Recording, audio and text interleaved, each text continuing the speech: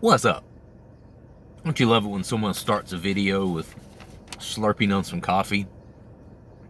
Well, you're welcome. Happy Friday to everyone all around. I'm going to try to keep this under 20 minutes. You guys know I have trouble doing this. You know I have trouble doing things in short form. I blame my mother. It's my mother's fault that I have trouble doing that. But I have a lot of stuff to do during my lunch break. I need to make some calls, things like that. So I'm going to try to get this done and over with under 20 minutes. Under 20 minutes. I'm telling you. Watch. Under 20 minutes. I'm doing it. I'm doing it. I believe in me. I believe in you. If you put your mind to it, you can accomplish anything. I can accomplish anything. We can accomplish anything. Okay? The first comment today at Vape Legend 85 says, I fucked up and started taking Zaza. It's tianeptine.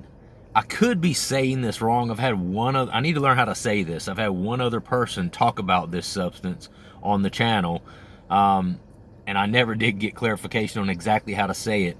tianeptine. Tianeptine? Tianeptine? Something like that. It's tianeptine to cut back on kratom, but I just got started on that shit, and now I'm taking both. I'm done with the tianeptine. I'm taking what I got left and never getting it again. It's super addictive. Wish I'd never tried that shit. Oh man, I feel your pain. Hey, welcome to the world of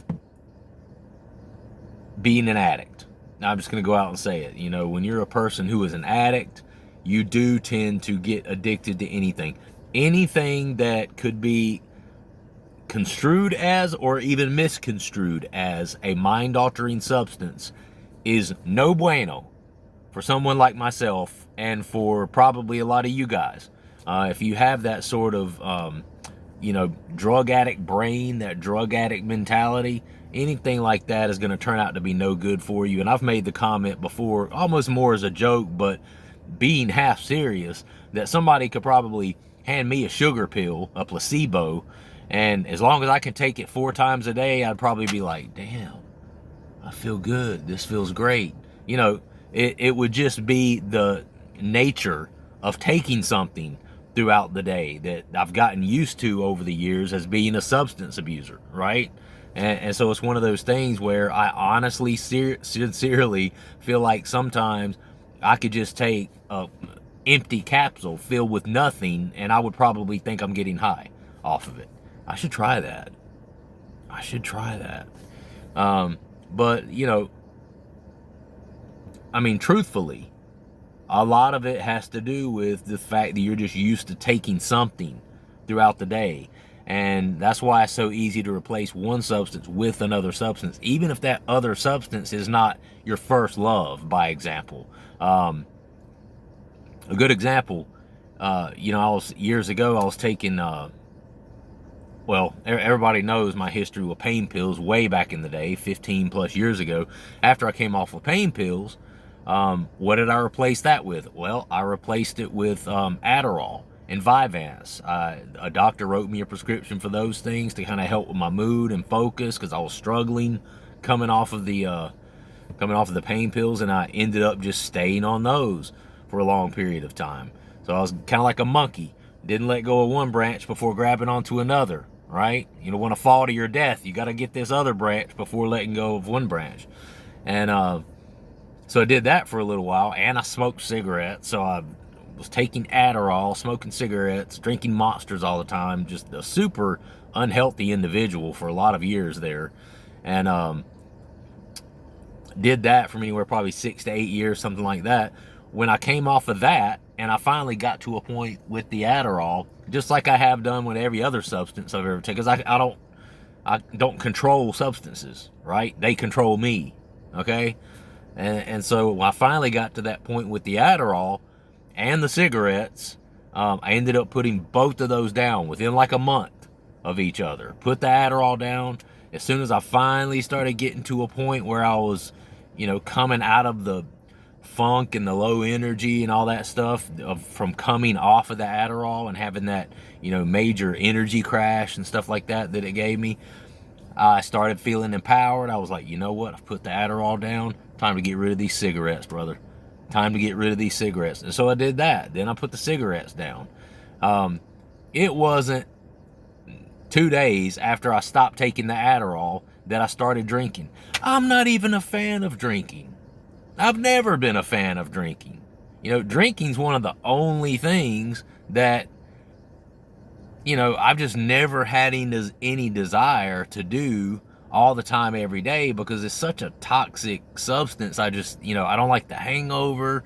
I don't like the way you feel, especially if you drink a little bit too much. I don't like what it does to your stomach, what it does to my bowels. I mean, just there's a million reasons I'm not a big fan of drinking regularly, right? But when I stopped and went completely sober and had absolutely no other mind-altering substance on board, guess what I did? Every day. Every day. Guess what I did? Yep, I drank. Every day. Even though I'm not a fan of drinking, it's a mind-altering substance.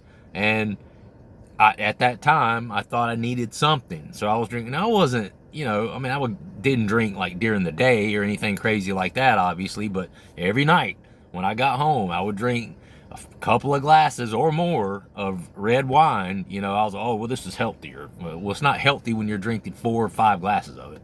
Not 4 or 5, but I was getting a buzz. So, no, Vape Legend, hey, bro, pulling for you. I get that. I know where you're at with that. Really is just being that part of having that addict mentality.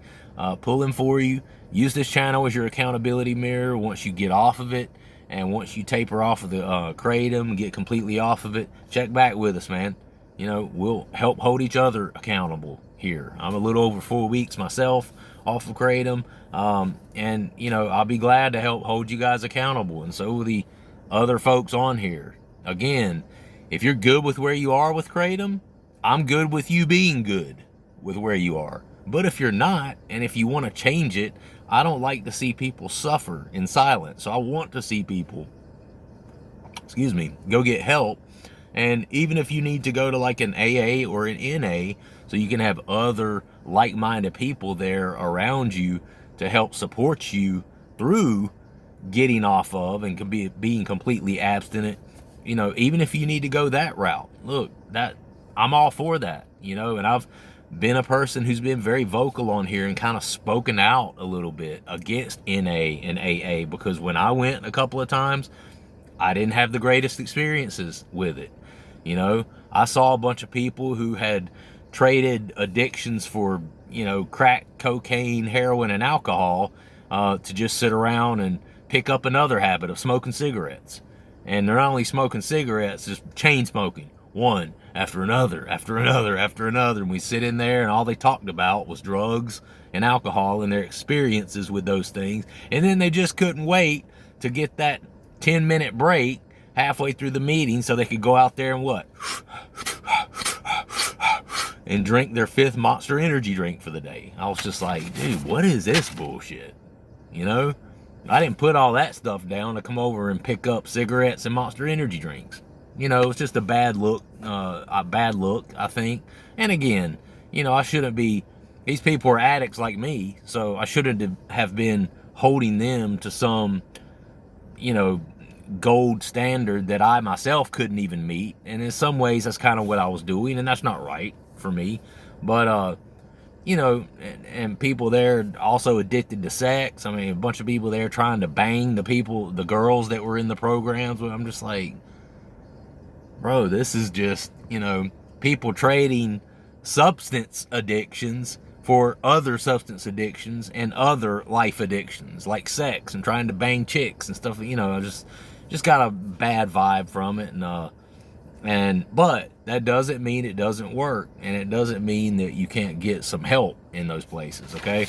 So just keep that in mind. Let's see. Shay.Shay83 says, that damn bird loves to hate me. He was talking about a little bird talking in her ear. We were talking about this yesterday on my channel. And that she ended up going back to kratom and taking it for a little while and getting a lot done and stuff like that. And this is after she'd been off of it for a little while. LOL, it starts singing sweet love songs, then it wakes me up at 3:30 a.m. like a damn rooster. Yeah, yeah, that's a good comment. I love that one. Yeah, funny how that happens.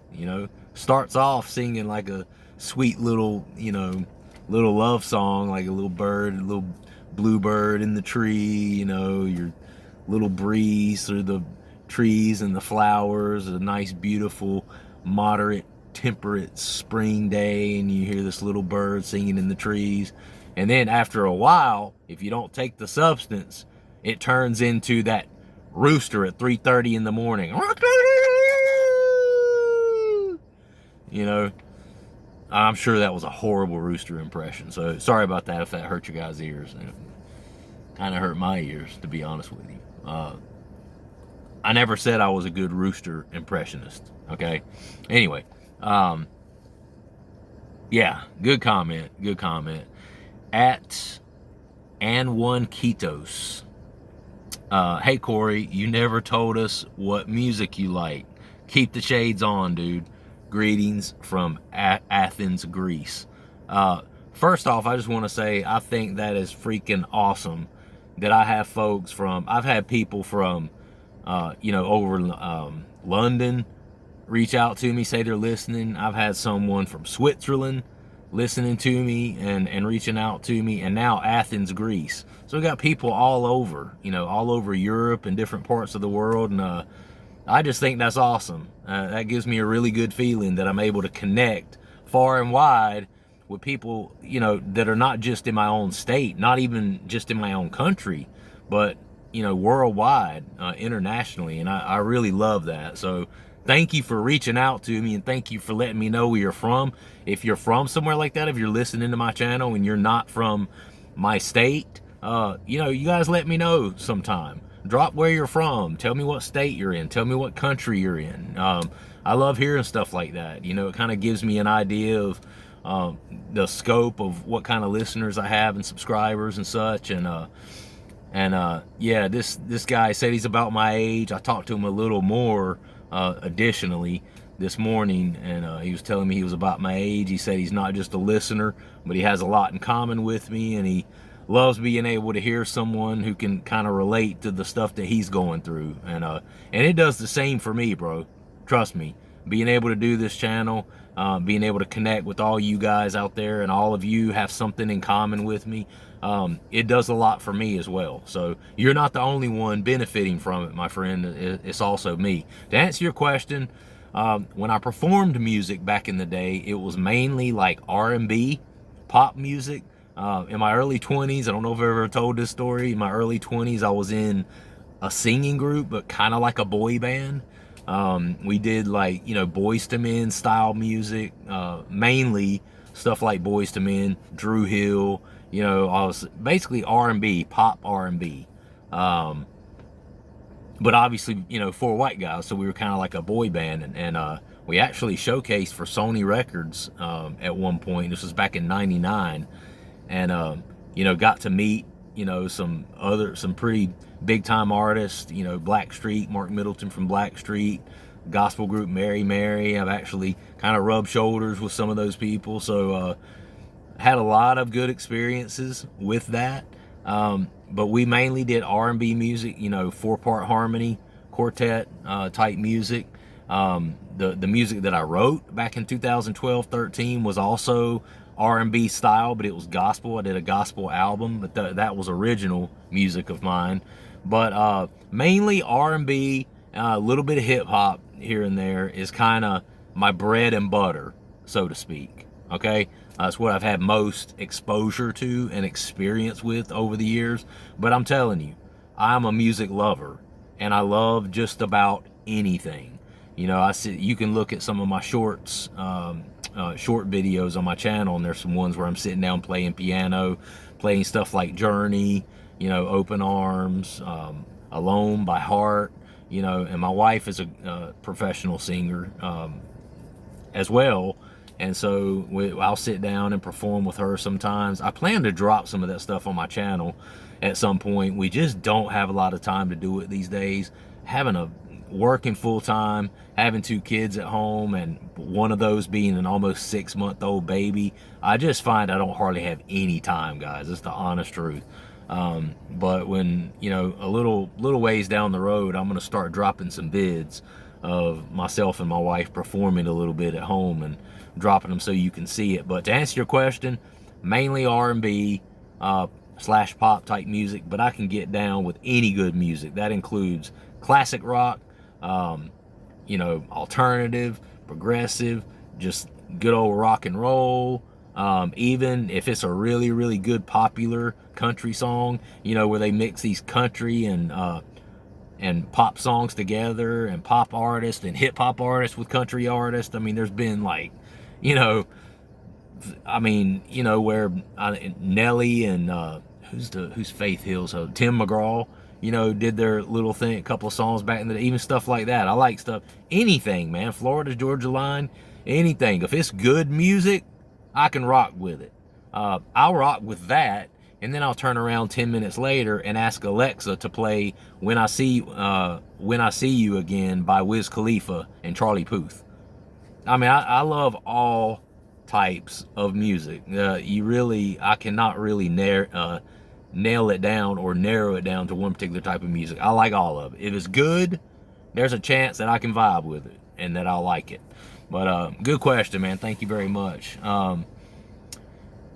At user-DH2NI8ZE80. This is the guy that suggested me talking about the device, the bridge, yesterday, and he said a couple of things on the video yesterday where I talked about it. He said, hopefully this helps someone, and yes, it works. Thank you so much for your video, Corey. Bridge by Mosimo. Okay, so if anybody's interested in trying that device, some people, you know, I had a couple of people say, oh, that sounds like a gimmick. You know, maybe it is. I mean, it's not. I'm not saying it is or it isn't, and I personally have not tried it. I've just done it the old-fashioned way, just, you know, going hard in the paint in terms of tapering or doing a cold turkey or something like that. That's kind of how I've always, anytime I've ever gotten off of opiates, that's how I went about it. But I'm not saying this doesn't work, and it could. And according to this guy, it works. So, you know, definitely I wouldn't just automatically throw it in the trash. I mean, just because it might seem too good to be true, there are things out there that seem too good to be true, but aren't necessarily, okay? So, you know, try to be open-minded about it. And he does say here it is FDA approved. And that does make sense because they're selling it. And I'm not sure if doctors can sell it, but maybe so. Maybe actual medical establishments can order one of these for you or on your behalf. I don't know if they necessarily keep them like in stock. I haven't done a lot of research on that. Maybe you can jump in, my dude, and give more details. He says Bridge by Mosimo, so I guess it's something that you can get without necessarily having like a prescription for it, a doctor written prescription, it seems like. But if anybody out there ever has any experience with it, has or is planning on it, and then does, drop back on and let us know. I would love to know if it does in fact work, and if so, how it does work. This same guy though, and I had actually thought about this, he popped back on later. He said, hi Corey, just a thought about that device. I never thought about it being in a negative manner, how it can be used. Someone, an addict, could just keep resetting themselves without consequences. Something to think about. That's absolutely true. You know, a lot of people will say one of the things that makes it hard about getting off of some of the harder opiates and stuff like that is the fact that you go through these horrific withdrawals. Well, if those withdrawals get taken away, then people wouldn't have a second thought about, well, damn, you know, it ain't no big deal. I just go back on them. If I ever need to stop, I just use this device. Just attach that device to my ear. I'm good to go, baby. You know, no need to stop, you know. And that's a good point. So there would be no real consequences of getting yourself hooked on something like that. Mick Clay says, the bridge sounds like a gimmick. I think it's likely to work as an electrical ab stimulator is to give you a six-pack. I write this at 1 a.m. as I've forgone my normal noon dose. Ain't no way but the hard way. Yeah, I tend to agree with that. You know, and we talked about a lot on this channel that a lot of times people, uh, they want to go through something like that and get themselves locked into an addiction to something like opiates, but then they just want to be able to take an easy way off of it, you know, and not have to suffer at all. And the truth is, you know, you're going to have to pay the piper to some degree, you know, and even when, you know, like Suboxone, people come off of something like Kratom or a harder opiate and they get on Suboxone, but yeah, that's great. It keeps you from withdrawal, but then you withdraw once you taper off the Suboxone as well. And for me, I found the withdrawals from Suboxone worse than the actual withdrawals from the pain pills. So, you know, it's one of those things where there really isn't like an easy way out, right? You got yourself into it, it's going to be somewhat of a struggle to get yourself out of it. And maybe there's some value in that struggle, kind of like we talked about here. You know, the struggle is, you know, partly what makes you appreciate the work that you've put in to get off of it. And it can cause you to have a bigger respect for the addiction itself, the opiates that you were addicted to. You have a bigger respect for those things because you've suffered to get off of them, right? And it kind of puts a connection in your brain, like opiates, bad. Withdrawals, bad. If you take opiates, there's a possibility of withdrawals, right? So you put those two together and they kind of, you know, there's value in learning those lessons through the suffering, okay? And that's a very good point. Yeah, the tianeptine by, tianeptine, I guess it's called, by Vape Legend. Yeah, dude, do what you said. Don't go back on that. Just don't mess with it anymore. That will be my advice for that. I'm going to go ahead and go. I don't have a lot else to spit about, but I'm going to tell you guys, have a great weekend. Subscribe to the channel if you've not. Leave a comment down below. You know, let me know if you've had any experience with the bridge or also the tianeptine. I've heard you make the second person now that's told me they tried this to help get off of Kratom, and now they're addicted to that shit, the Zaza. And I saw, I think Stop Spying on Me responded to this actual comment by Vape Legend and was saying that they had that, I think, Zaza substance in one of the head shops, smoke shops that he lives near or goes to pretty often. I think he said he'd never tried it and probably shouldn't. I agree with you. Don't. You out there, if you have an addictive type mindset and you tend to get addicted to things, don't take no damn Zaza or tianeptine, okay? Because I've had several people now, plus seeing it online, that stuff is also very addictive. You don't want to trade one substance abuse issue for another one, okay? Because then all you're doing is replacing it with something else bad. Replace it with good things like a good diet, exercise, drinking tons of water, get back to creating things, building things, doing music if you like, anything to keep your hands engaged and your mind thinking and focusing on something else. That's my suggestion. All right, have a good weekend. I'll see you guys, should be on Monday. All right, have a good one. All right, bye.